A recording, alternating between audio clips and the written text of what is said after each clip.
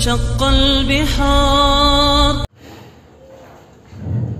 إن الحمد لله نحمده ونستعينه ونستغفره ونعوذ بالله من شرور أنفسنا ومن سيئات أعمالنا من يهده الله فلا مضل له ومن يضلل فلا هادي له وأشهد أن لا إله إلا الله وحده لا شريك له وأشهد أن محمدا عبده ورسوله أما بعد. Kita melanjutkan pembahasan kitab Fadlul Islam, keutamaan Islam, dan kita masuk di bab yang ke-10. Setelah beliau membahas tentang anjuran untuk masuk Islam secara sempurna, totalitas, kemudian beliau membahas tentang bahaya bid'ah, perkara yang baru di dalam agama.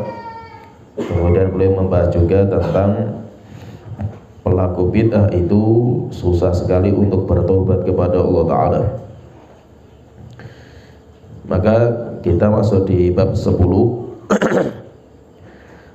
Di bab 10 ini masih pembahasannya bersambung dari pembahasan sebelumnya tentang ma'al ahlul bid'ah, yaitu ma'al itu kondisi akhir, bagaimana kondisi akhir pelaku bid'ah, di mana ending mereka, yaitu finish mereka itu nanti mereka akan membenci agama Islam yang murni. Jadi pelaku bid'ah itu mereka akan lebih mencintai bid'ah mereka daripada agama, daripada dalil, sehingga nanti mereka akan benci terhadap kebenaran, akan benci terhadap Islam. Ya, kita masuk di bab yang ke-10.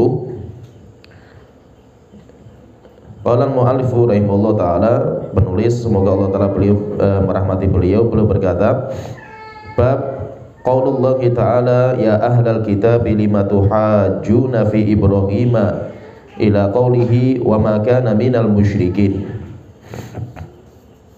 Bab firman Allah Ta'ala, wahai orang-orang ahlul kitab, kenapa kalian itu berdebat tentang Ibrahim, sampai firman Allah Ta'ala wa ma kana minal musyrikin, Nabi Ibrahim itu bukan termasuk orang-orang musyrik, dari surat Ali Imran ayat 65 sampai 67.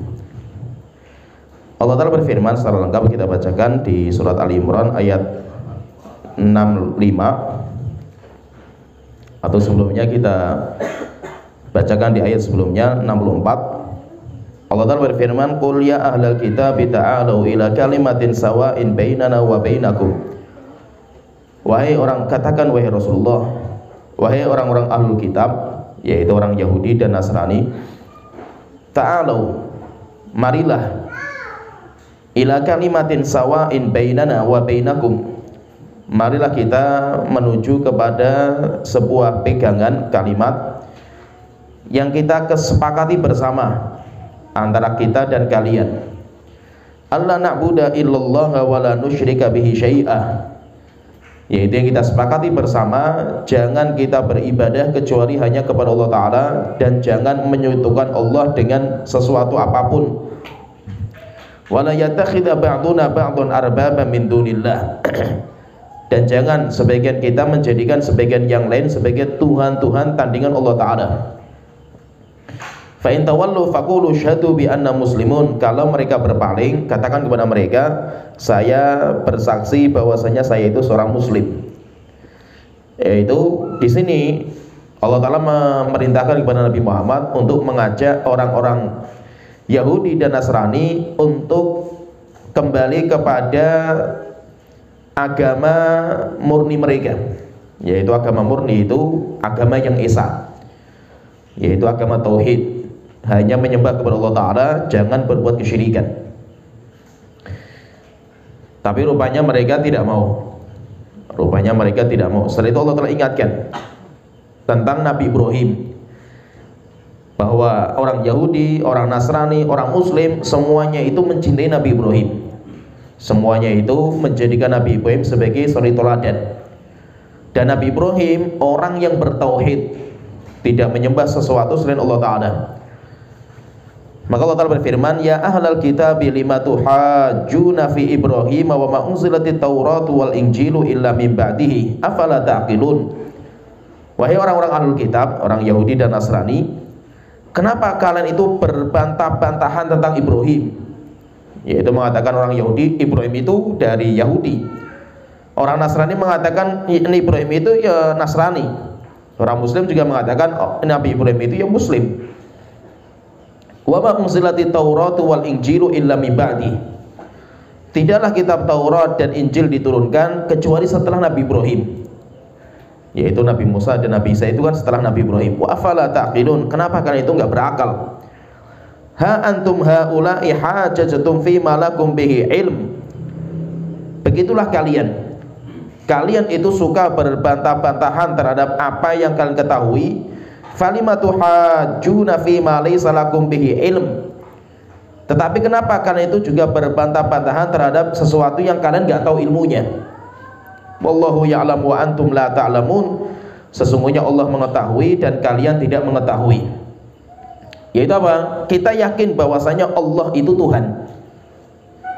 Dan itu sepakat kita antara orang Yahudi, orang Nasrani, demikian juga orang Muslim sepakat. Orang Yahudi mereka pun mengatakan bahwa Allah itu Tuhan. Orang Nasrani juga mengatakan Allah itu Tuhan. Orang Muslim juga sama.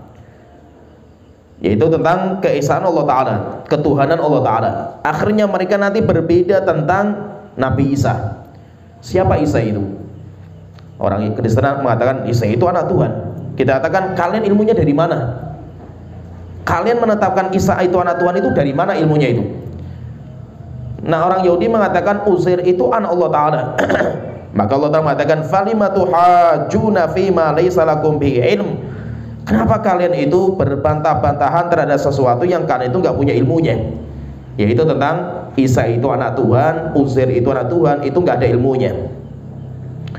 Setelah itu Allah Ta'ala berfirman, maka kana Ibrahimu Yahudiyan wala Nasraniyan walakin kana hanifan muslimah. Ibrahim itu bukan Yahudi, Ibrahim juga bukan Nasrani, tetapi Ibrahim itu adalah hamba Allah yang hanif, hamba Allah yang lurus. Sering diartikan hanif itu lurus, tapi sebenarnya hanif itu bengkok, condong kepada tauhid, jauh dari kesyirikan. Walakin kana hanifan muslimah. Ibrahim itu orang yang hanif dan orang yang muslim. Wa ma kana minal musyrikin, dan Ibrahim itu tidak pernah menjadi orang-orang musyrik. Inna awlan nasi bi Ibrahim lalladzina tabauhu wa hadzan nabiyyu walladzina amanu. Sesungguhnya orang-orang yang layak terhadap Ibrahim, yaitu yang layak mengatakan saya itu umatnya Ibrahim. Siapa itu? Adalah lalladzina tabauhu, orang-orang yang mengikuti beliau, wa hadzan nabiyyu walladzina amanu, dan yang paling kuat mengikuti Ibrahim ya nabi ini, yaitu Nabi Muhammad dan orang-orang yang beriman kepadanya. Wallahu waliyul mu'minin, dan Allah itu wali bagi orang-orang yang beriman. Waddat ta'ifatum min ahlil kitabi law yudillunakum.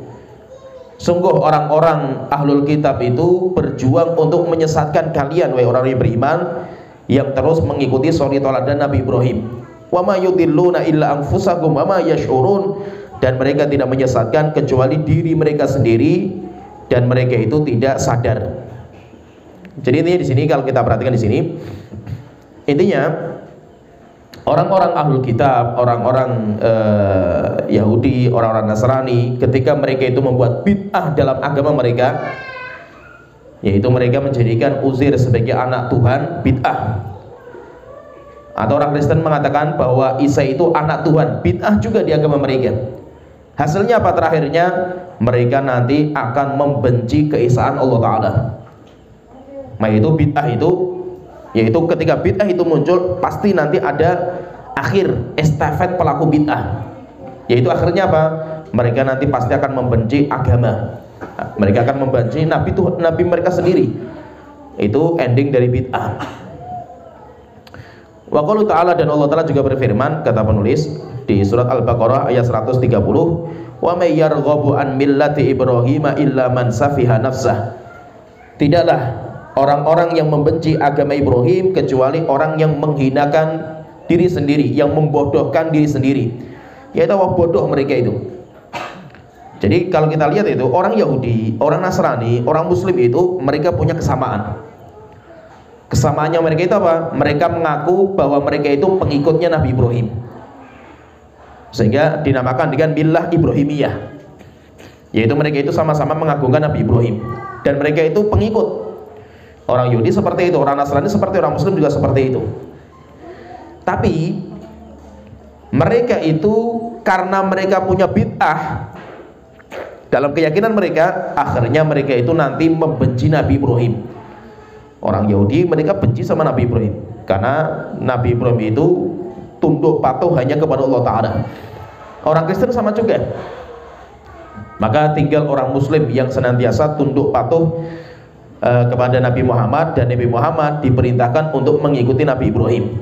Maka Allah Ta'ala kata di sini, siapa yang membenci agama Ibrahim tidak lain kecuali orang-orang yang membodohkan diri sendiri. Qala mu'allif rahimahullah ta'ala wa fihi hadithul khawarij wa qad taqaddam. Dan dalam bab ini ada hadis yang berbicara tentang khawarij, dan hadisnya telah kita sebutkan, yaitu siapa itu khawarij itu. Rasulullah menyebutkan tentang khawarij, dan hadis-hadis yang membicarakan tentang sekte khawarij itu banyak sekali. Rasulullah memberikan banyak sekali sifat. Di antaranya itu Rasulullah mengatakan yamruquna minal Islam kama yamruqus sahmu minar ramiyah. Orang khawarij itu mereka keluar dari agama Islam seperti keluarnya anak panah dari sasarannya, tembus. Yaitu mereka itu beragama saking kerasnya dalam beragama sampai keluar dari agama. Padahal mereka itu pengen beragama, tapi karena bid'ah yang mereka adakan, sampai akhirnya nanti mereka itu keluar dari agama.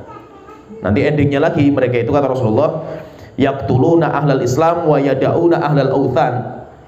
Mereka itu biasa membunuh orang-orang Muslim dan mereka membiarkan orang-orang kafir. Setelah itu Rasulullah juga mengatakan tentang mereka itu, tentang khawarij, syarrul qatla tahta adimi sama. Orang yang paling jelek terbunuh di muka bumi, wa khairul qatla man qataluh. Dan sebaik-baik orang yang terbunuh adalah orang yang mereka bunuh. Jadi banyak sekali endingnya khawarij itu bahaya. Walaupun awalnya itu mereka itu semangat beribadah, tapi karena bid'ah yang mereka adakan, akhirnya mereka itu nanti akan keluar dari agama. Oleh itu bahayanya bid'ah itu seperti itu. Makanya kenapa penulis itu mengatakan di bab sebelumnya, yaitu Allah itu akan menutup pintu tobat bagi pelaku bid'ah. Yaitu maksudnya bukan berarti pelaku bid'ah itu kalau tobat nggak diterima, bukan. Tetapi susah sekali mereka itu bertobat. Kenapa? Karena endingnya pelaku bid'ah itu bahaya. Bukan seperti pelaku maksiat. Pelaku dosa dan maksiat tetap mereka di akhir hayatnya itu mengaku diri mereka itu banyak kesalahan. Tetapi pelaku bid'ah itu tidak.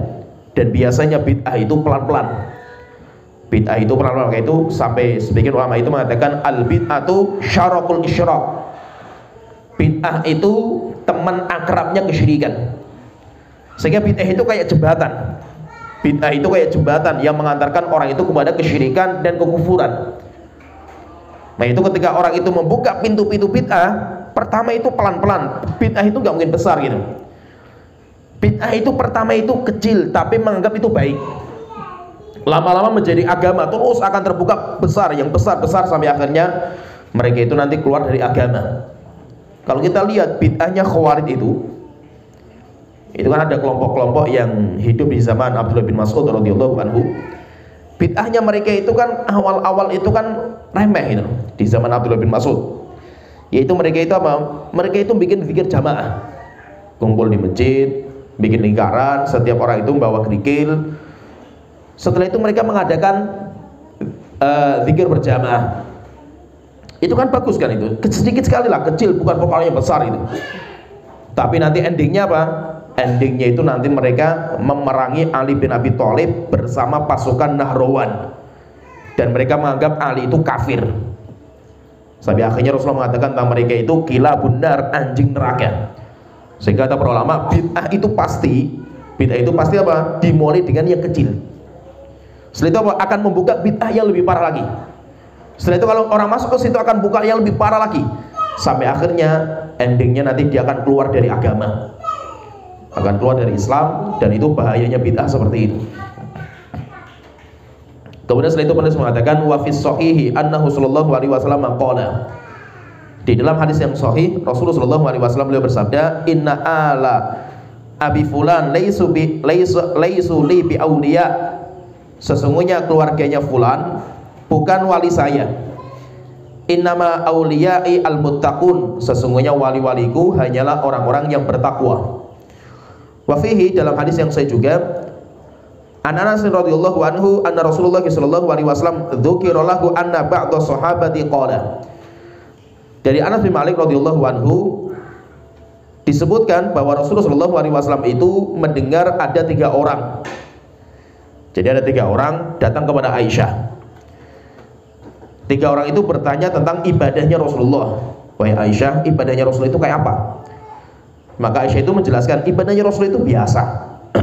Yaitu bukan orang-orang yang terlalu berlebihan. Rasulullah itu ya terkadang puasa sunnah, terkadang tidak. Rasulullah itu ya tidur malam. Rasulullah juga makan daging, bercanda sama istrinya, dan yang lainnya. Akhirnya 3 orang itu, yang satu mengatakan qala, yang satu mengatakan ama ana fala aqulul lahma.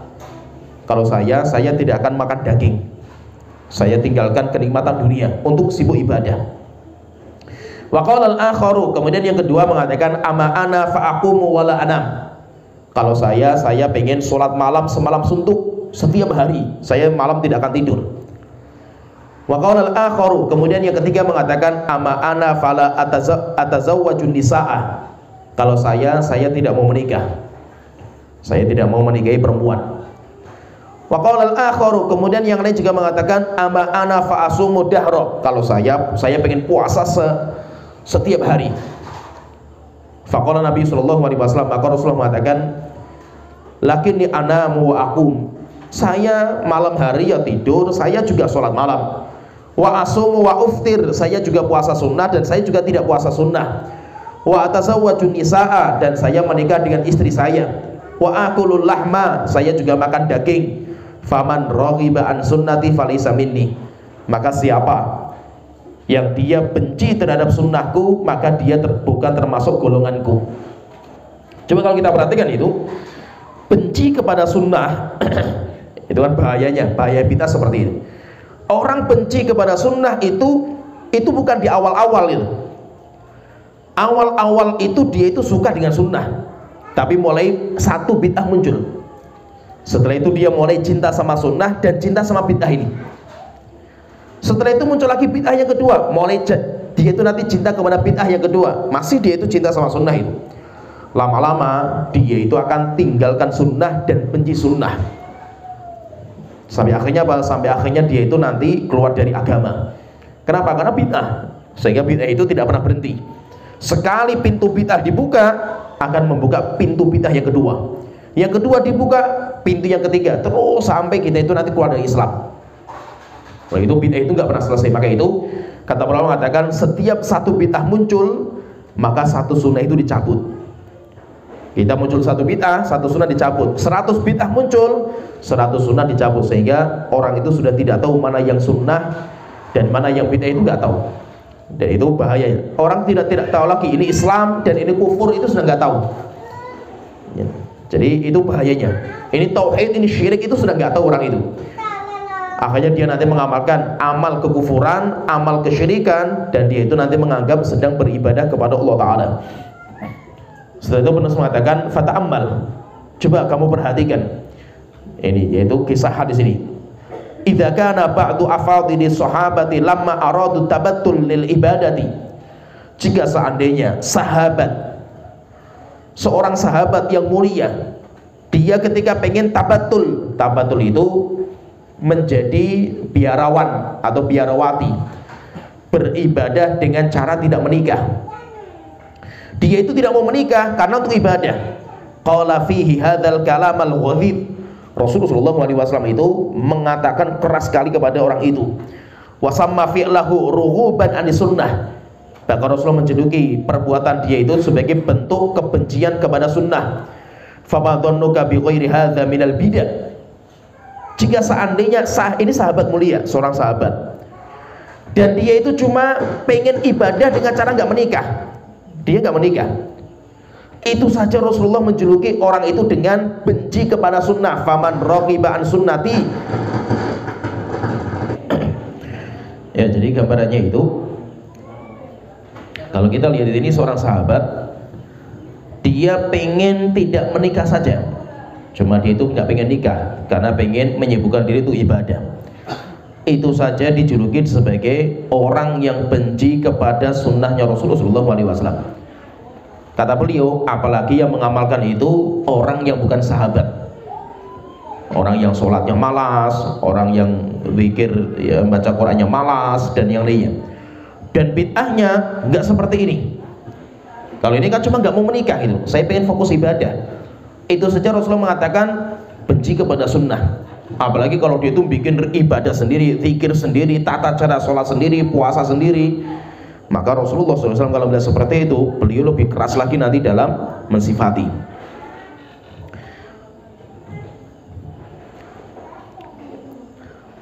Maka beliau mengatakan, fama dhannuka bi ghairi hadza minal bidah. Kalau orang meninggalkan nikah, padahal itu kan nggak apa-apa gitu.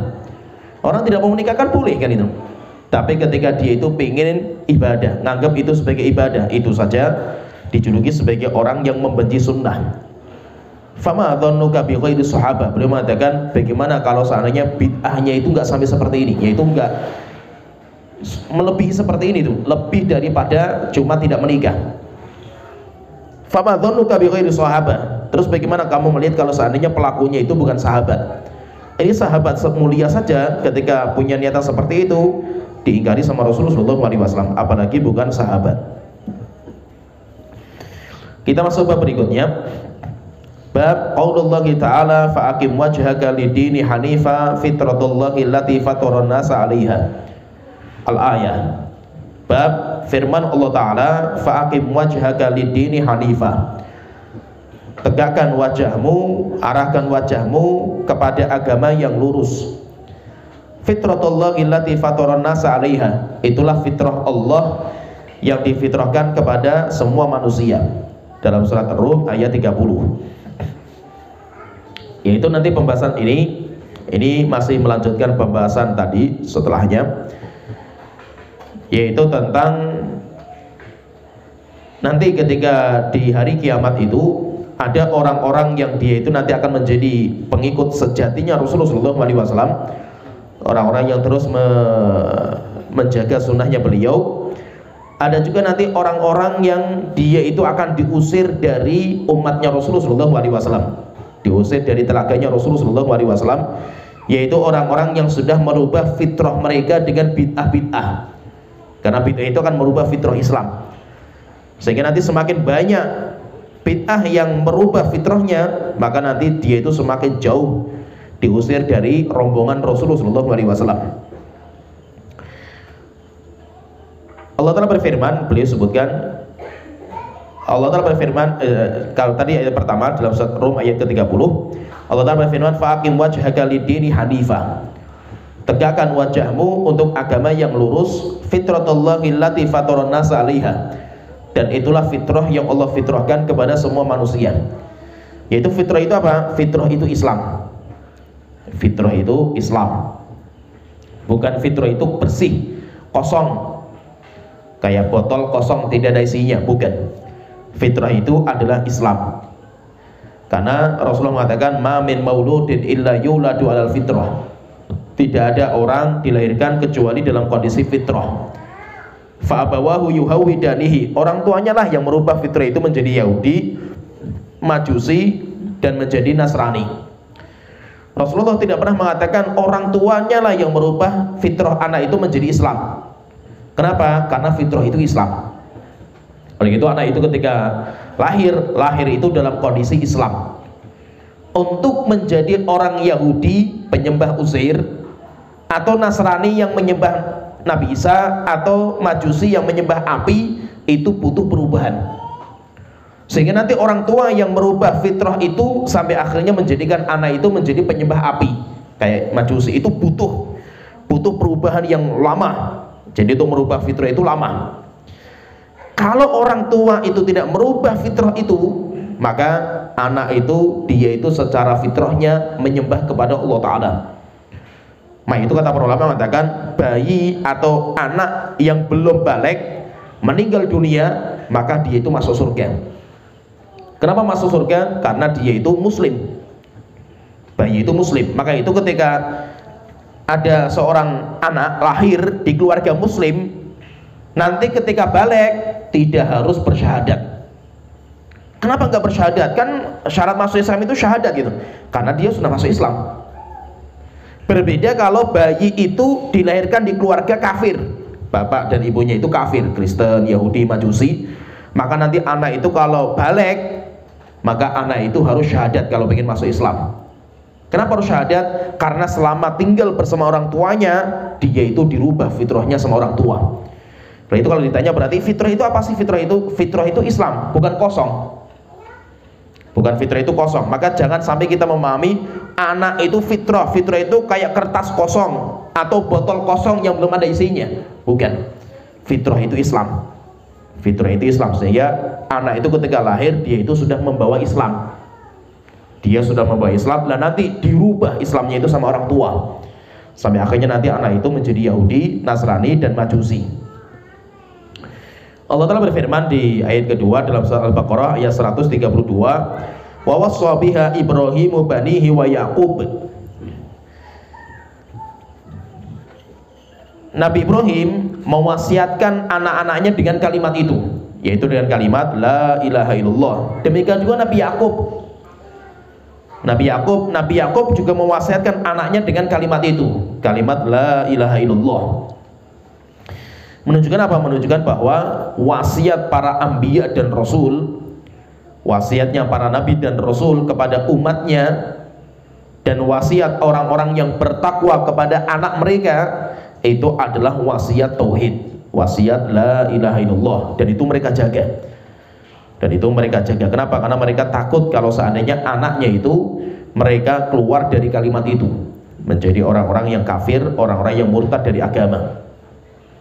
Allah Ta'ala berfirman dalam surat An-Nahl ayat 123, wa qawlihi ta'ala, dan firman Allah Ta'ala, thumma auhayna ilaika anittabi millata Ibrahim hanifah, dan kami wahyukan kepada engkau ya Muhammad untuk mengikuti agama Ibrahim yang hanif. Wa ma kana minal musyrikin, dan Ibrahim tidak pernah menjadi orang musyrik. Nah, jadi kalau kita perhatikan sini, Allah di dalam surat An-Nahl itu memerintahkan kepada Nabi Muhammad untuk mengikuti Nabi Ibrahim. Hatta Nabi Muhammad itu Nabi yang sangat mulia, tapi Nabi Muhammad itu diperintahkan untuk mengikuti agamanya Ibrahim. Kenapa? Karena perjuangan dakwah tauhid yang paling berat itu Nabi Ibrahim.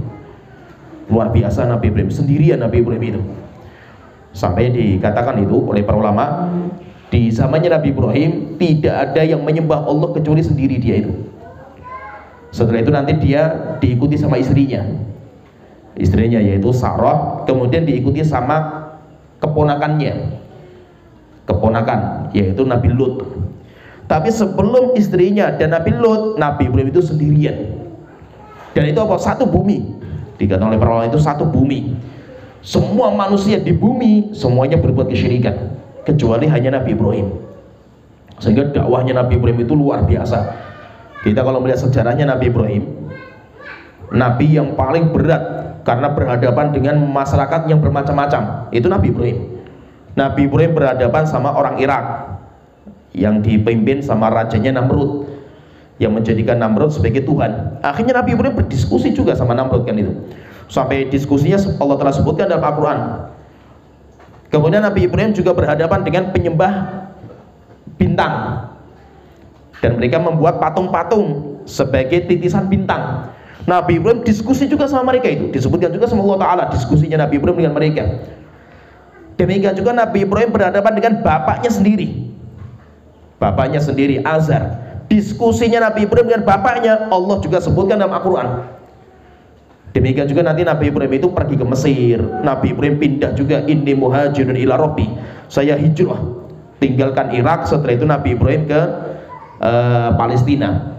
Di Palestina nanti Nabi Ibrahim mampir juga ke Mesir. Luar biasa dakwahnya Nabi Ibrahim itu, luar biasa. Dan perjuangan Nabi Ibrahim itu mati-matian. Beliau berhadapan dengan kaumnya sampai dibakar. Beliau berhadapan juga dengan Raja Namrud, Raja Adidaya. Dan Nabi Ibrahim nggak pernah gentar. Nah itu luar biasa perjuangan Nabi Ibrahim. Maka Allah Ta'ala mengatakan, "Tsumma auhayna ilaika an ittabi' millata Ibrahim hanifah." Kami wahyukan kepada engkau Rasulullah untuk mengikuti agama Ibrahim. Penulis rahimahullah Ta'ala beliau mengatakan, "Wa an Ibnu Mas'udin radhiyallahu anhu anna Rasulullah sallallahu alaihi wasallam qala." Dari Abdullah bin Mas'ud radhiyallahu anhu bahwa Rasulullah sallallahu alaihi wasallam beliau bersabda, "Inna likulli nabiyyin wulatan minan nabiyyina." Setiap nabi, kata Rasulullah, setiap nabi pasti memiliki wali-wali dari kalangan para nabi juga.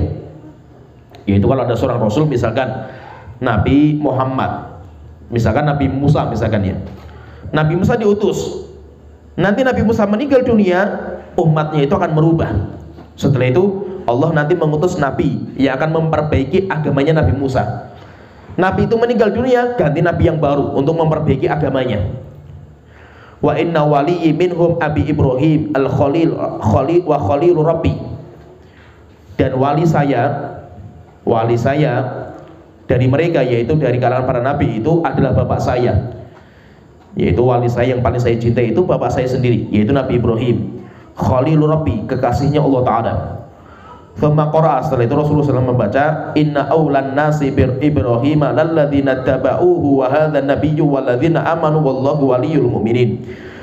Sesungguhnya orang yang paling layak terhadap Nabi Ibrahim adalah orang-orang yang mengikuti beliau dengan sebaik-baiknya. Dan siapa yang paling baik dalam mengikuti Nabi Ibrahim? Wa hadzan nabiyyu walladzina amanu. Yaitu siapa? Yaitu Nabi ini, yaitu Nabi Muhammad dan orang-orang yang beriman kepadanya. Wallahu waliyul mu'minin, dan sesungguhnya Allah wali bagi orang-orang yang beriman. Rawahu Tirmidzi. Hadis ini dikeluarkan oleh Imam At-Tirmidzi. Jadi kalau kita perhatikan itu, Nabi Ibrahim itu nanti banyak sekali syariatnya itu. Yang paling menjaga syariat Nabi Ibrahim itu Nabi Muhammad SAW. Kenapa? Karena orang-orang itu akan merubah syariat agamanya beliau. Contohnya misalkan, kalau kita lihat beberapa contoh, misalkan Nabi Ibrahim itu diantara syariatnya beliau itu, mereka itu benci, Nabi Ibrahim itu benci sekali terhadap kesyirikan. Benci sekali terhadap kesyirikan. Kita lihat sekarang orang Yahudi mengatakan Uzair anak Tuhan. Mereka dalam bab ini nggak taat sama Nabi Ibrahim. Isa mengatakan, orang-orang Kristen mengatakan Nabi Isa itu anak Tuhan. Sehingga mereka nggak taat sama Nabi Ibrahim. Apalagi bangsa Arab, mereka menyembah berhala. Mereka berarti nggak taat sama Nabi Ibrahim, karena dakwahnya Nabi Ibrahim itu menghancurkan berhala-berhala. Dan siapa nanti yang mempraktikkan itu? Datang Nabi Muhammad SAW, dan Nabi Muhammad yang menghancurkan berhala-berhala seperti Nabi Ibrahim menghancurkan berhala dengan kampaknya. Nabi Muhammad dengan tongkatnya, sama. Contohnya lagi misalkan, di antara syariat Nabi Ibrahim itu khitan. Yang laki-laki itu dikhitan. Nabi Ibrahim khitan ketika umur 80 tahun. Itu Nabi Ibrahim itu khitan. Dan siapa yang menjaga agama ini? Orang Yahudi nggak khitan, orang Nasrani nggak khitan. Orang Nasrani nggak khitan, sampai akhirnya walaupun ada di agama Yahudi itu masih ada khitan di antara mereka, tapi mereka mulai meninggalkan. Kalau Kristen nggak. Sehingga ketika datang Nabi Muhammad itu, kan Heraklius itu kan mimpi, dia itu mimpi telah datang Nabi, akhir zaman sudah datang, sudah muncul, dan dia itu datang di masyarakat yang khitan. Akhirnya dicari siapa atau mana negara yang khitan itu mana? Rupanya di Arab. Kenapa? Karena orang Kristen itu mereka nggak khitan. Kalau mereka khitan itu kan ngikuti budaya. Orang Kristen di Indonesia misalkan khitan karena ngikuti orang Muslim. Sedangkan mereka tidak. Mereka meninggalkan agama Nabi Ibrahim di sini. Kemudian ibadah haji. Ibadah haji Nabi Ibrahim itu kan masih murni. Setelah itu nanti ditambah-tambah sama bangsa Arab. Sampai akhirnya nanti datang Nabi Muhammad, dibersihkan lagi. Nabi Muhammad itu ketika datang kan beliau itu melarang lagi. Beliau mengatakan la yatufanna ba'da hadza arin, tidak ada lagi orang yang tawaf di Ka'bah telanjang. Setelah ini nggak ada. Kenapa? Karena bangsa Arab itu bikin standarisasi yang baru, bid'ahnya agama mereka, yaitu orang-orang musyrik itu, kafir Quraisy.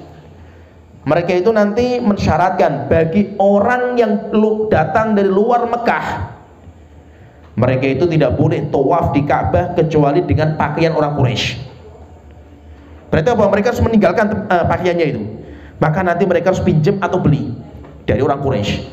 Kalau mereka nggak mendapatkan pakaian dari Quraisy, maka mereka tawafnya telanjang. Itu yang dibikin sama orang-orang kafir Quraisy. Datang Nabi Muhammad dihapus, karena itu bid'ahnya mereka. Jadi lagi nanti orang-orang mereka itu bikin bid'ah. Bid'ahnya itu apa? Kalau sedang wukufnya orang Arab biasa, itu wukufnya di Arafah. Sedangkan wukufnya orang Quraisy, manusia terbaik kata mereka itu, nasabnya itu, mereka itu wukufnya di Muzdalifah. Datang Nabi Muhammad, dirubah semuanya, kembalikan kepada Nabi Ibrahim. Setelah itu orang-orang mereka itu juga, orang-orang kafir Quraisy itu, mereka itu nanti kalau talbiyah, mereka itu ada tambahannya. Labbaik Allahumma labbaik, labbaik la syarika lak, labbaik innal hamda wan ni'mata lak wal mulka la syarika lak. Mereka tambahin illa syarikan huwalak samaya tamlikuhu wa ma malak. Karena untuk melegalkan kesyirikan mereka, berhala-berhala. Datang Nabi Muhammad, dibersihkan, sehingga tambahan-tambahan itu dibuang sama Rasulullah SAW itu. Sehingga kalau kita perhatikan itu, Nabi Muhammad itu berjuang untuk mengembalikan syariatnya Nabi Ibrahim, agamanya Nabi Ibrahim. Oleh gitu Allah Ta'ala mengatakan di sini, wa hadzan nabiyyu walladzina amanu, dan orang yang layak terhadap Nabi Ibrahim itu ya Nabi ini. Nabi ini, demikian juga orang-orang yang beriman kepadanya. Kenapa?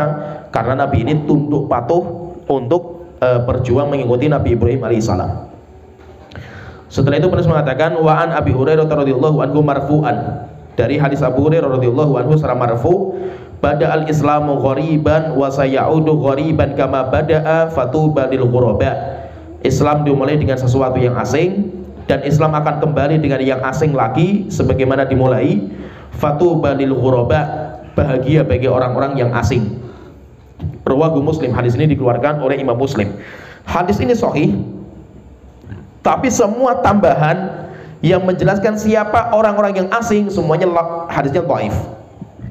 Banyak sekali nanti riwayatnya itu, siapa orang yang asing itu.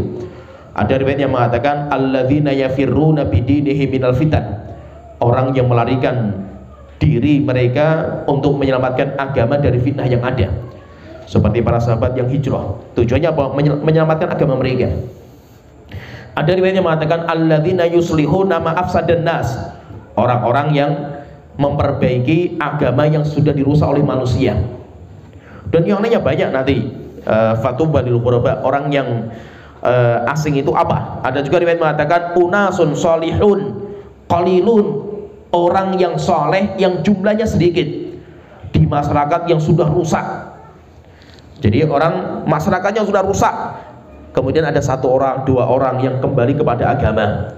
Itulah orang-orang yang asing. Makanya intinya, siapa orang asing itu? Orang asing itu orang yang berjuang untuk mengembalikan agama kepada Islam yang sempurna, Islam yang masih murni, yaitu Islamnya Rasulullah, Islamnya para sahabat, Islamnya para tabi'in.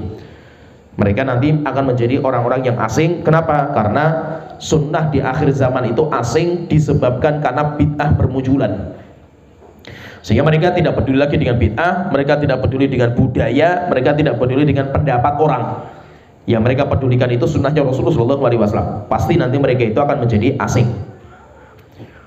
Walahu anhu ayyudon. Demikian juga di dalam riwayat Muslim, hadis Muslim dari Abu Hurairah juga. Qala Rasulullah sallallahu alaihi wasallam, Rasulullah SAW beliau bersabda, innallaha la yanzuru ila ajsamikum wala ila amwalikum, sesungguhnya Allah tidak melihat kepada jasad kalian dan harta kalian, walakin yanzuru ila qulubikum wa a'malikum, tetapi Allah melihat kepada hati kalian dan perbuatan kalian. Yaitu ini maksudnya standarnya itu, standarnya Allah di hari kiamat itu apa? Standarnya Allah itu, siapa yang terbaik di sisi Allah Ta'ala itu bukan karena rupa, bukan karena harta, bukan karena dunia, tetapi standarnya orang nanti di hari kiamat itu adalah hati kita. Bagaimana hati kita, demikian juga tentang perbuatan kita. Itu nanti akan dilihat oleh Allah Ta'ala. Walahuma an Ibni Mas'udin radhiyallahu anhu, di dalam hadis Bukhari Muslim dari Abdullah bin Mas'ud radhiyallahu anhu berkata, qala Rasulullah sallallahu alaihi wasallam, Rasulullah SAW beliau bersabda, ana faratukum alal haudi, saya akan menunggu kalian di telagaku. Jadi nanti di hari kiamat itu ada namanya haud, ada namanya kautsar. Sehingga ada surat namanya inna a'tainakal kautsar. Antara haud dan kautsar itu beda. Bedanya itu tempatnya. Tapi kalau jenis airnya itu sama. Bedanya apa? Bedanya itu kalau telaga itu sebelum surga, di padang mahsyar. Jadi nanti di padang mahsyar itu ada telaga, ada telaganya milik Rasulullah SAW. Nanti kalau kita sudah masuk surga, di surga itu nanti ada sungai, sungai yang luar biasa indahnya, itu namanya kautsar. Sehingga bedanya antara kautsar dan telaga itu, kalau telaga itu sebelum surga, kalau kautsar itu di surga. Tapi airnya sama. Kenapa sama? Karena dari air sungainya Rasulullah itu nanti ada pipa-pipa yang mengantarkan sampai ke telaganya Rasulullah SAW yaitu di padang mahsyar, dan nanti kita itu nanti akan minum di situ. Ketika kita haus, maka nanti kita itu akan menuju ke telaganya Rasulullah SAW. Nanti Rasul itu menunggu. Bahkan Rasul itu menunggunya itu pakai tongkat Rasulullah itu. Jadi pakai tongkat. Digiring nanti orang sini, ayo sini umatku, sini. Nanti ada orang yang pertama kali dibukakan sama Rasulullah itu, yaitu orang-orang Yaman. Nanti, maka Rasulullah mengatakan di sini, ana faratukum alal haudi, saya tunggu kalian nanti di telagaku, wahai umatku. Wala yurfa'anna ilayya rijalun min ummati. Nanti ketika di telaga ada orang-orang yang pengen masuk ke telaga saya, dan saya tahu mereka itu umatku gitu. Dari mana? Dari tanda-tanda, yaitu tanda-tanda bekas wudu. Yaitu mereka itu punya bekas wudu, mereka punya wajahnya berkilau, tangannya berkilau karena bekas wudu. Hatta idza ahwaitu liunawilahum ukhtuli jaduni. Ketika saya itu pengen ngambil mereka, ayo masuk itu, tiba-tiba datang malaikat kemudian mengusir mereka. Mereka diusir dari telaganya Rasulullah. Faqulu, kemudian saya mengatakan, Rabbi ashabi, wahai Tuhanku, mereka itu sahabat-sahabatku, kenapa diusir gitu? Maka dikatakan yuqal, dikatakan kepada saya, innaka la tadri ma ahdatsu ba'daka. Muhammad, kamu tidak tahu apa yang mereka bikin dari bid'ah setelah engkau itu meninggal, wahai Rasulullah SAW itu. Ada riwayat juga mengatakan, innaka la tadri ma badalu ba'daka. Kamu tidak tahu, wahai Muhammad, apa yang mereka ganti setelah kamu meninggal. Maka nanti kata para ulama, orang-orang yang akan diusir sama para malaikat di telaganya Rasul itu ada dua. Yang pertama, orang yang pernah muslim, dia pernah berwudu, mereka itu pernah ibadah, kemudian murtad, mereka nanti akan diusir. Kemudian yang kedua, orang yang membuat ibadah yang baru dalam agama. Itu siapa? Itu orang-orang yang membuat bid'ah. Itu pun nanti akan diusir sama para malaikat, sehingga mereka tidak diizinkan untuk masuk telaganya Rasulullah SAW. Walahuma, demikian juga dalam hadis Bukhari Muslim an Abi Hurairah radhiyallahu anhu anna Rasulullah sallallahu alaihi wasallam qala. Dari Abu Hurairah radhiyallahu anhu, Rasulullah sallallahu alaihi wasallam beliau bersabda, waditu anna qad ra'aina ikhwanana. Ini ceritanya itu ketika Rasulullah itu ke kuburan Baqi. Rasulullah masuk kuburan Baqi, setelah itu Rasulullah itu mengatakan, waditu anna qad ra'aina ikhwanana. Kami berharap kalau seandainya kami itu bisa berjumpa dengan teman-teman kami. Lalu maka para sahabat bertanya, awalasna ikhwanaka ya Rasulullah, wahai Rasulullah, bukankah kami itu teman-teman engkau ya Rasulullah? Rasulullah mengatakan, antum ashabi, enggak, kalian itu sahabatku, bukan temanku. Wa ikhwanuna alladzina lam ya'tu ba'du, sedangkan teman-temanku, ikhwanku, mereka itu orang-orang yang belum datang sekarang, nanti mereka datangnya nanti setelah saya meninggal. Qalu, maka para sahabat bertanya, wa kaifa ta'rifu man lam ya'ti ba'du min ummatika? Wahai Rasulullah, bagaimana anda nanti tahu orang-orang yang akan datang nantinya? Kan kau sudah meninggal dunia, kau nggak berjumpa dengan mereka. Maka Rasulullah mengatakan, awara'aitum law anna rajulan lahu khailun ghurrun muhajjalatun baina dhahrani khailin duhmin buhmin alla ya'rifu khailahu. Saya tanya, kalau seandainya ada orang dia itu punya kuda warnanya putih, atau kalau nggak putih itu minimal depannya itu, depan kuda itu ada rambut putihnya, masuk ke sebuah kandang yang isinya itu kuda-kuda hitam semua, pemiliknya itu bisa bedakan nggak? Itu bisa bedakan, ini kuda yang putih, ini kuda yang hitam, bisa nggak? Maka para sahabat mengatakan, qalu bala ya Rasulullah, gampang sekali membedakan. Maka Rasulullah mengatakan, fa innahum ya'tuna ghurran muhajjalina minal wudu. Nanti umatku itu datang di hari kiamat dalam kondisi bersinar terang benderang karena wudu mereka. Itu seperti kuda yang putih itu. Wa ana faratuhum alal haudi, dan saya tunggu mereka semuanya itu nanti di telaga saya. Ala la yudhadanna rijalun yaumal qiyamati an haudi. Tapi nanti di hari kiamat itu ada orang-orang yang digebuki atau dipukuli sama orang-orang untuk minggir. Yaitu disuruh minggir karena bukan rombongan kudanya itu. Nanti ada orang-orang yang nanti akan disingkirkan, akan diusir dari telaga saya, sebagaimana onta-onta yang tersesat itu diusir, yaitu yang bukan rombongannya diusir. Unadihim, kemudian saya panggil mereka, ala halumma, ayo sini, kalian itu umatku. Fayuqal, maka dikatakan kepada saya, innakum qad baddalu ba'daka Muhammad, mereka itu sudah merubah-rubah, mereka sudah mengganti-ganti setelah aku meninggal dunia. Faqulu, maka saya katakan, suhqan, celaka dan celaka bagi mereka. Walil Bukhari, dalam hadis Bukhari, Rasulullah SAW beliau bersabda, bainama ana qaimun, ketika saya nanti di hari kiamat sedang berdiri, idza sumratun, tiba-tiba datang rombongan, hatta idza araftuhum wa arafuni, sampai ketika saya tahu mereka siapa sih rombongan ini kan. Jadi saya sedang berdiri di atas telaga saya, tiba-tiba datang rombongan mendekat. Dari jauh saya belum tahu siapa mereka rombongan ini. Ketika sudah dekat, oh si fulan. Dan mereka pun sudah tahu saya juga, melihat saya. Kharaja rajulun baini wa bainahum, tiba-tiba datang orang di tengah-tengah kita. Faqala halumma, akhirnya orang ini jadi datang malaikat di tengah-tengah kita, antara saya dengan rombongan orang itu. Malaikat dengan, sini, kalian nggak ke sana. Yaitu sama malaikat itu disuruh ikuti malaikat. Sini, kalian ikut saya. Kalian nggak ikut Muhammad, kalian ikut saya.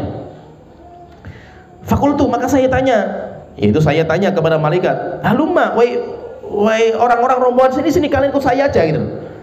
Maka malaikat mengatakan, enggak, kalian ikut saya, bukan ikut Muhammad. Akhirnya saya tanya sama malaikat, fakultu ila aina, kemana wahai malaikat engkau bawa rombongan-rombongan itu?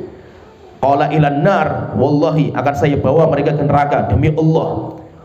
Akhirnya saya tanya, fakultu, saya tanya kepada malaikat, masya'nuhum, mereka kenapa dibawa ke neraka? Kan mereka umatku itu, saya lihat dari wajahnya mereka bersinar gitu, dan saya tahu mereka. Qala, maka malaikat mengatakan, innahum irtaddu ba'daka ala adbarihimul qahqahra, karena mereka telah murtad dari agama. Mereka sepeninggal engkau Muhammad, mereka murtad. Dan rupanya kejadiannya itu benar. Setelah Nabi Muhammad meninggal dunia, banyak orang yang murtad dari agama, dan itu banyak sekali. Thumma idza zumratun, setelah itu Rasulullah nanti menyebutkan rombongan yang lain, sampai akhirnya nanti mereka dibawa sama Rasulullah untuk masuk surga. Fala urahu yakhlusu minhum illa mithlu hamalin na'am. Jadi intinya nanti ceritanya itu, ketika Rasulullah masih hidup, kan banyak orang-orang yang ya ketemu dengan Rasulullah lah, utusan dari kabilah-kabilah itu banyak. Rasulullah tahu, melihat mereka, wajah-wajah mereka.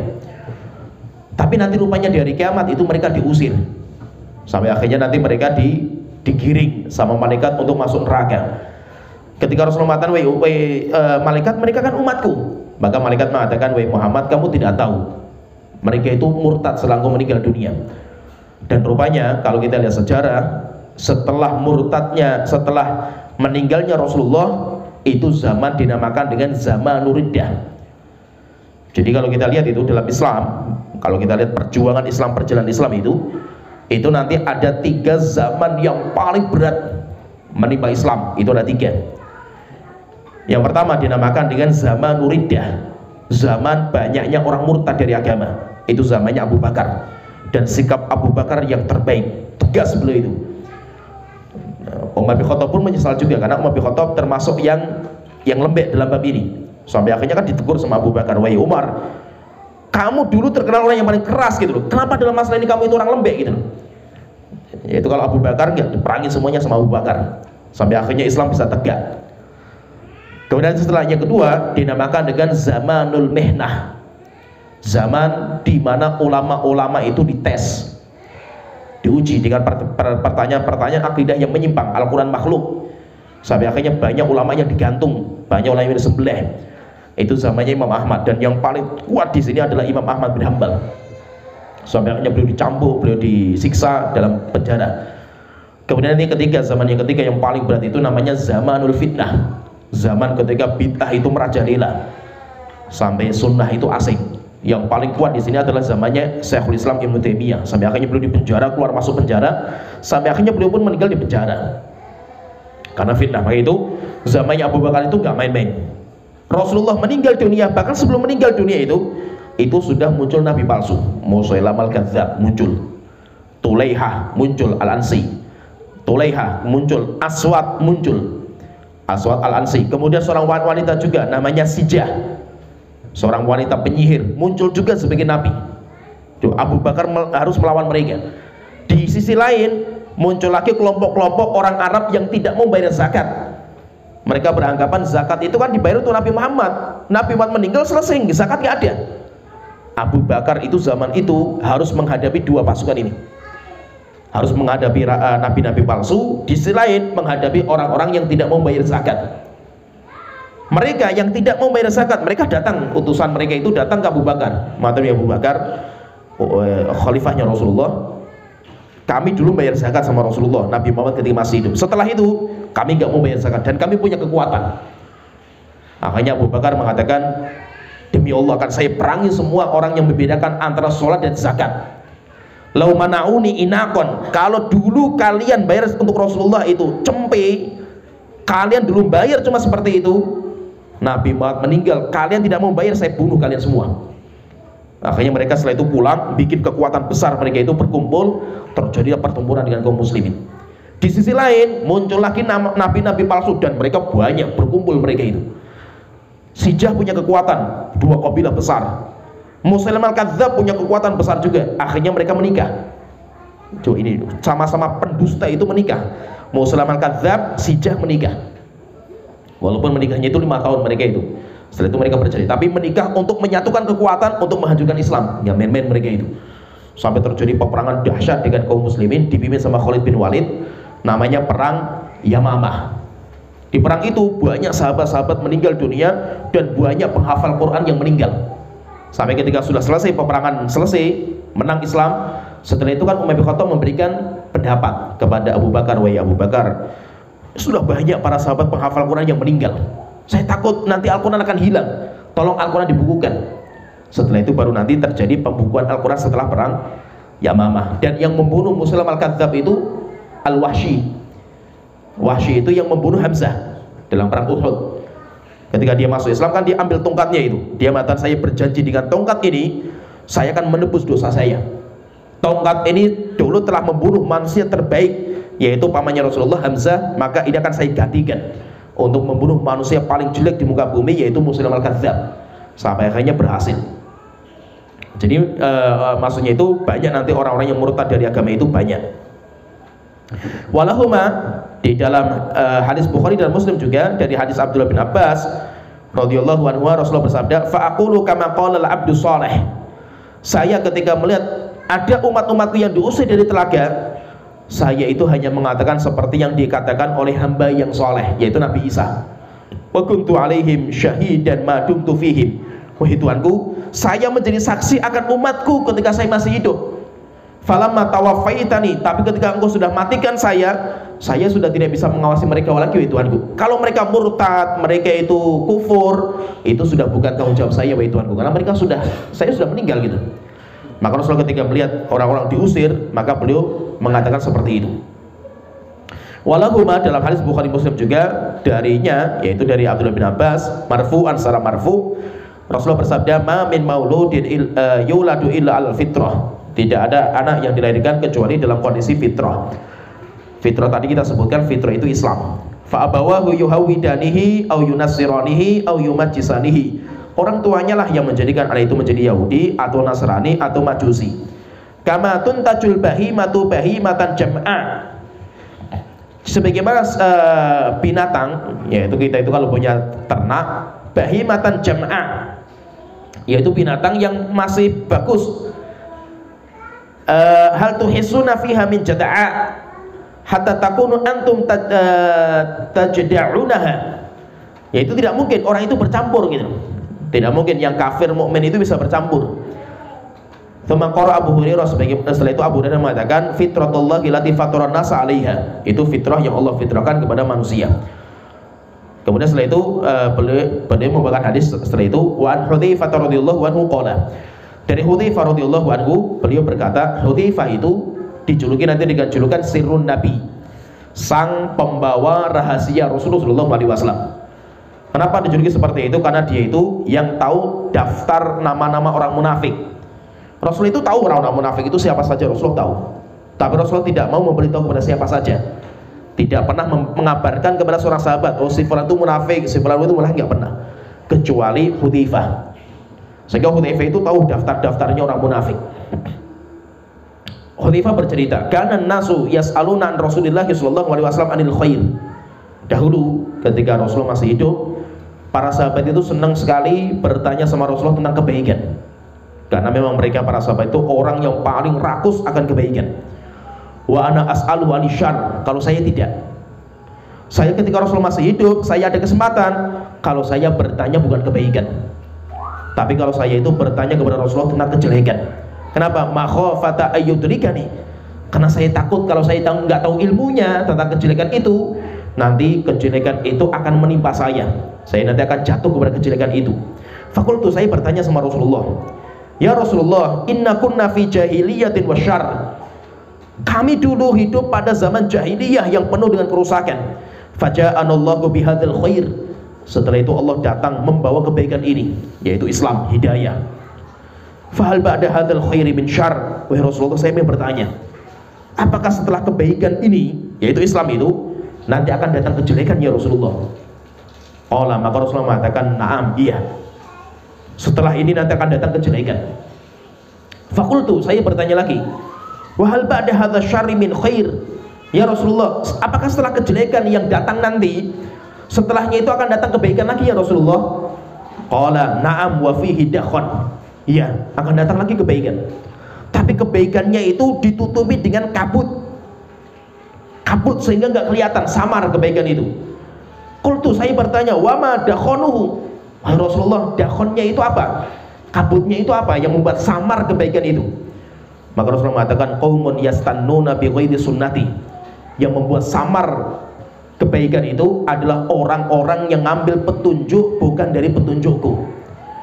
Wa yastahduna bi ghairi hadi, dan orang-orang yang mengambil hidayah bukan dari saya. Ta'rifu minhum ma tunkir, kalian nanti akan tahu siapa mereka dan kalian akan mengingkari mereka. Qultu, saya tanya lagi, ya Rasulullah, wahal ba'da hadzal khairi min syarr. Apakah setelah kebaikan yang ditutupi dengan kabut yang samar itu nanti akan datang kejelekan lagi ya Rasulullah? Maka Rasulullah mengatakan, iya, dan itu lebih parah kejelekan yang datang itu. Maka Rasulullah mengatakan, na'am fitnatun amya. Rasulullah mengatakan fitnah yang membutakan hati semua orang. Fitnahnya dahsyat. Wa du'atun ala abwabi jahannam. Jadi ada dua. Rasulullah tadi mengatakan dua. Yang pertama fitnah yang membutakan semua orang. Fitnah dunia. Semua orang buta dengan dunia itu. Kemudian yang kedua, akan muncul du'atun ala abwabi jahannam. Dai-dai yang berdiri di pintu neraka manggil orang, ayo sini, masuk. Dai, ustadz, kiai, tapi dia ngajak orang masuk neraka jahanam.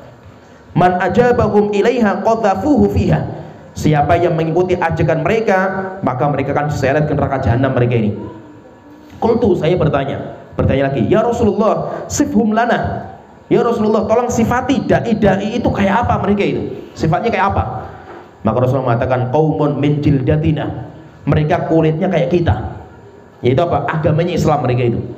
Wa yatakallamuna bi alsinatina, dan ngomongnya kayak kita. Tapi kalau kita ikuti, kita nanti akan diseret ke neraka jahanam. Fakultu, maka saya tanya lagi, ya Rasulullah, fama ta'muruni in adraktu dzalika? Kalau saya mendapatkan zaman seperti itu, apa yang kau perintahkan kepada saya ya Rasulullah? Qala, maka Rasulullah mengatakan talzam jama'atal muslimina wa imamahum, sabar kamu kumpul dengan kaum muslimin dan kamu tunduk patuh kepada pemimpin. Sudah, kamu tunduk patuh sama pemimpin yang ada walaupun zalim kayak apa saja. Qultu, saya bertanya lagi, ya Rasulullah, fa illam yakun lakum jama'atun wala imam, kalau kaum muslimin enggak ada persatuan dan kaum muslimin enggak ada pemimpinnya, terus saya kayak apa? Qala, maka Rasulullah mengatakan fa'tazil tilkal firqa kullaha, tinggalkan semua sekte-sekte yang mengaku Islam semua, tinggalkan semua mereka. Walau anta adha ala asli syajaratin, walaupun kamu itu harus menggigit akar pohon dengan gigiran kamu, hatta ya'tiyakal mautu, sampai nanti datang kematian menimpa kamu, wa anta ala dzalika, dan kamu masih dalam kondisi menggigit akar pohon itu enggak apa-apa. Akhrajahu, hadis ini dikeluarkan oleh Imam Bukhari dan Imam Muslim. Zada Muslimun, di dalam hadis Muslim ada tambahan lagi. Thumma madza, setelah saya bertanya, wahai Rasulullah, setelah itu apa? Yaitu setelah fitnah yang dahsyat itu apa ya Rasulullah? Maka Rasulullah mengatakan thumma yakhrujud dajjal, setelah itu nanti akan keluar dajjal. Ma'ahu nahrun wa nar, dajjal itu membawa api dan membawa air, membawa sungai air. Faman waqa'a fi narihi wajaba ajruhu wa hutta anhu wizruhu, siapa yang masuk ke apinya dajjal, maka nanti semua dosa-dosanya akan dihapuskan dan dia akan mendapatkan pahala yang melimpah. Wa man waqa'a fi nahrihi wajaba wizruhu wa hutta ajruhu, dan siapa yang masuk ke airnya dajjal, maka nanti dia akan dihapus semua pahala dia dan dia nanti akan ditimpakan dosa. Qultu tsumma madza, setelah itu saya tanya lagi, ya Rasulullah, setelah itu apa lagi?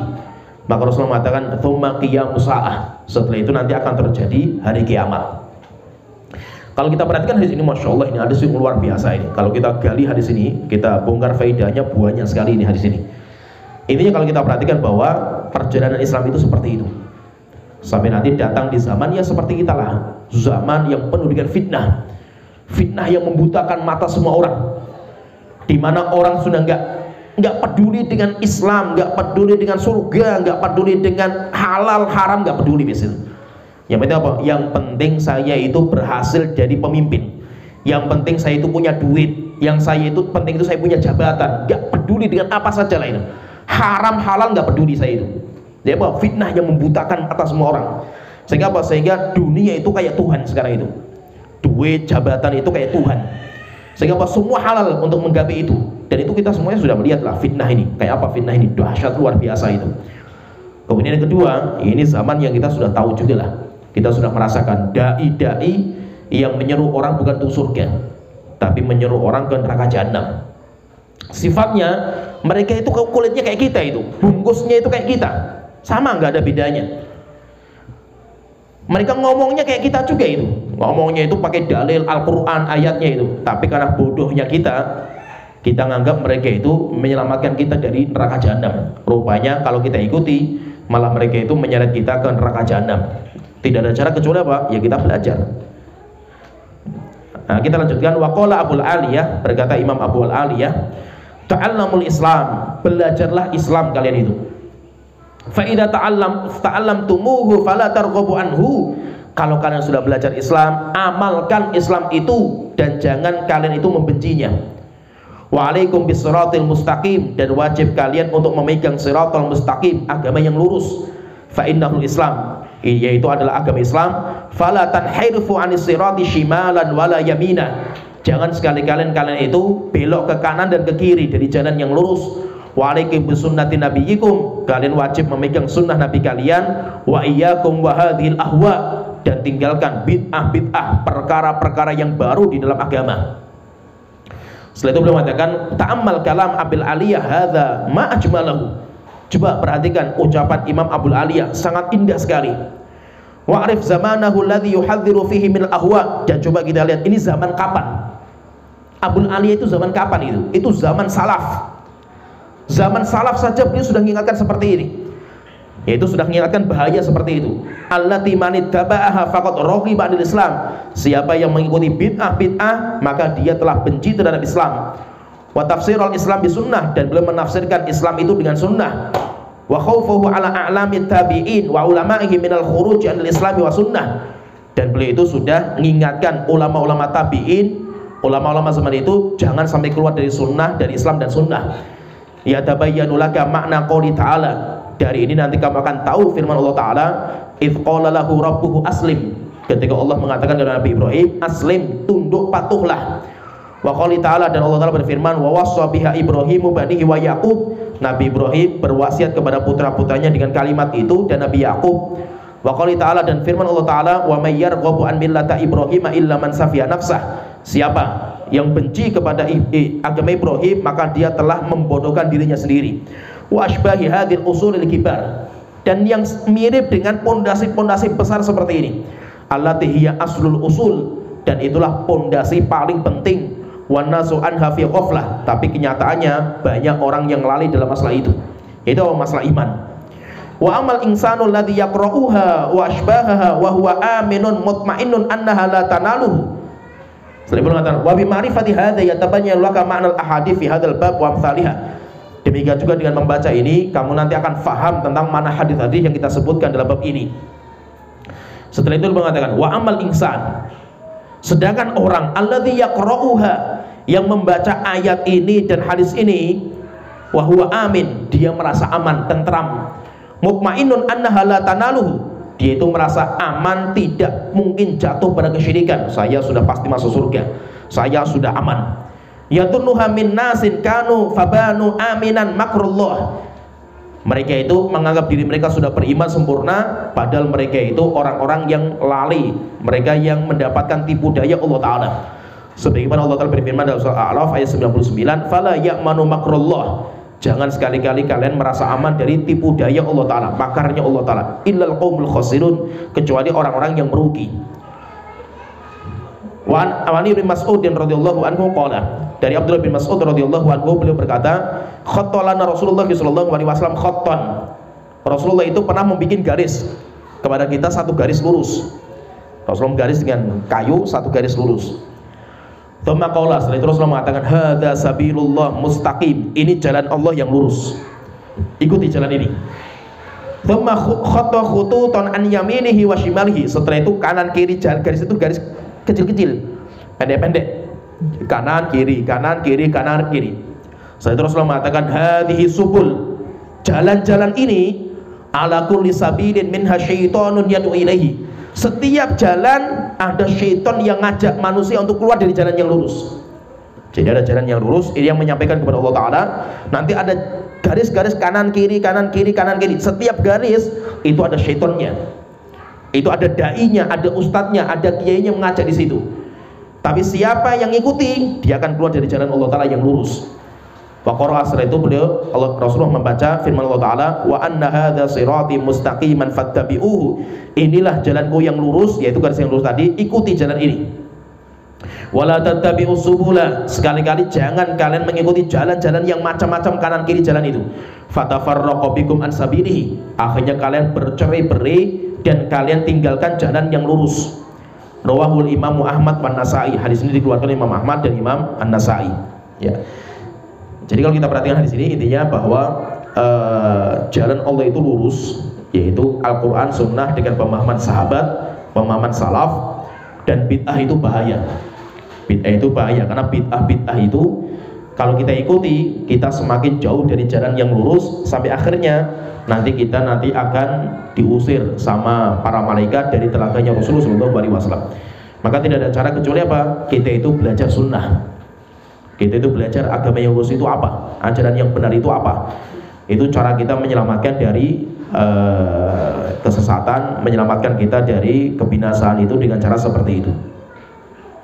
Ya, sebenarnya sini pembahasan kita, dan insya Allah bab berikutnya kita akan masuk di bab penjelasan tentang asingnya Islam di akhir zaman. Islam di akhir zaman itu nanti akan asing. Asingnya itu kenapa? Nanti insya Allah kita jelaskan di pertemuan berikutnya. Ya, sampai di sini pembahasan kita. Wa akhiru da'wana alhamdulillahi rabbil alamin. Sallallahu Muhammad wa ala alihi wa sahbihi ajmain.